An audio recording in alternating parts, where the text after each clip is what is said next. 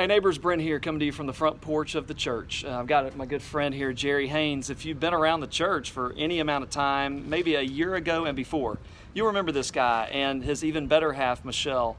Well, they've come into town this week for our grand opening Sunday. Of course, many of you are well aware of that. We'll have our first Sunday here in our new building this coming Sunday at 8:30, 9:45, and 11:15, and they're back for that experience. But one of the great things about seeing them today was that if you were in church over at Stewart this past Sunday, you'll remember that as I was going through the 12 stones, the things that I remember that reminded me of God's faithfulness in our church over the last 4 years. This is the guy, Jerry, who would email me before he lived in this community. He used to live just around the way there in Greatwood. Yeah. But before they moved here, before they got into their house, he's the one who started to email me. And it was sort of serendipitous that today, as I got ready to do my video, they have arrived into town. They've taken in the opportunity to see a lot of their friends, and they'll be with us in church. But when I was getting ready to do the video today, here's what I was thinking about. On Facebook, every now and then it'll pop up 1 year ago or 2 years ago or however many years ago, this happened, or you posted this photo or what have you. Well, 1 year ago this week, actually today that I'm videoing, so probably tomorrow when you see this, the day before, a year ago at this point, right about where the front doors right down there, yeah. Kingston and I were standing there. He was a year younger, of course. 3-year-old Kingston and I were standing there in the woods and next to a tree, and there was this pink tape. It was all wrapped around where this building was going to sit.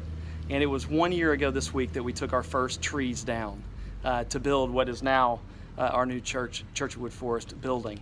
And so it's interesting to me how just time passes and these reminders show up. The way I talked in Sunday, just reminding you that these stones, the way that Joshua entered the river with those tribe leaders to get those stones, to create sort of a stack that when people would see those stones in the future, they'd remember God's faithfulness. Memories like the one that came up on my Facebook this morning was one more of those memories where I stood in a field that was at that time just trees. And as I said in that video, I would walk this property pretending that these trees were people. And I would preach to these trees. And I would pray over these trees. And many of you who have arrived in our church over the last year, you are replacing the trees that we've lost. You are the new life that God's waiting to impact and then waiting to use to be a witness in this community. So never forget, all of you are very much a part of the history of this place, but even more so, you are required, you are essential for the future of this place. There's nothing like good old friends who helped get this thing going up from the beginning and now can circle back and see where it's gone and can allow their prayers to buffet us as we go forward. Anyway, I just wanted to touch base with you this week and make sure you got a chance to see Jerry. You'll see him in worship on Sunday, he and Michelle. Again, 8:30 is our chapel service. It'll be out of the hymn books, quiet, reflective service. And then 9:45, 11:15 will be our contemporary services. It will be a full house, and so I encourage you to come a little early to get a seat.